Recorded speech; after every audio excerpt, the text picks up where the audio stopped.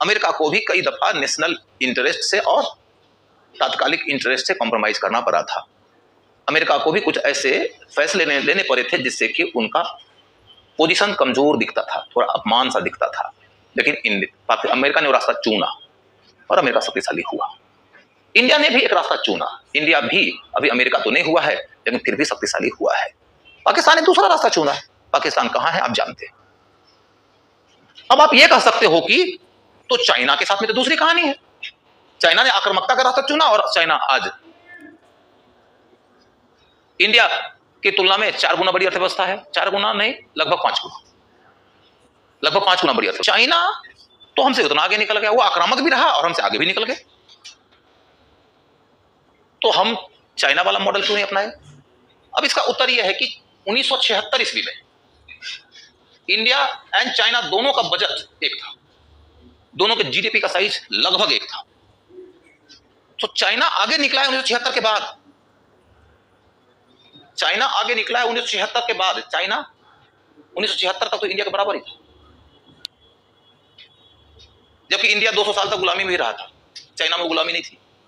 कम से कम गुलामी के चरित्र में काफी अंतर था। Got my point? अब एक और बात बताता हूं कि अकाल का शिकार कौन सा देश ज्यादा हुआ है, भारत की चीन? उत्तर देने के पहले पूछो कौन से काल में? Post independence and pre independence. Pre independence अकाल का शिकार हुआ है इंडिया, और पोस्ट इंडिपेंडेंस अकाल का शिकार हुआ है चीन।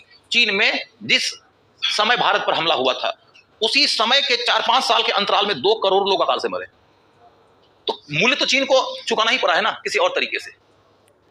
चीन में 2 करोड़ लोग अकाल से मरे। तुम बताओ क्या तुम्हारे देश में उस समय अकाल से लोग मर रहे थे? आजादी के बाद तुम्हारे देश में अकाल की समस्या कुछ अपवाद मने जिसमें 5, 10, 1, 2 कहीं किसी की मृत्यु हो गई हो, दुर्भाग्य की तो वो भी बात है, लेकिन क्या तुम कह सकते हो कि इंडिया के अंदर अकाल की समस्या वैसी रह गई जैसे ब्रिटिश काल में थी? ब्रिटिश काल में इंडिया में अकाल से 5 करोड़ लोग मरे थे। आजादी के ठीक 4 साल पहले 40-50 लाख लोग मरे थे। चाइना में तो 1960 के दौर में 2 करोड़ लोग अकाल से मरे। तो चाइना ने एक रास्ता चुना है, उस रास्ते का मूल्य चाइना ने भी चुकाया है।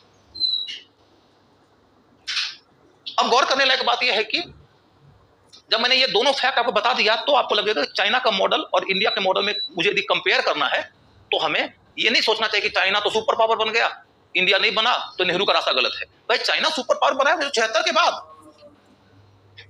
और उसके अपने मॉडल है। 1976 के बाद की भारत की सरकारों के अपने अपने मॉडल है, अपनी कमजोरियां हैं।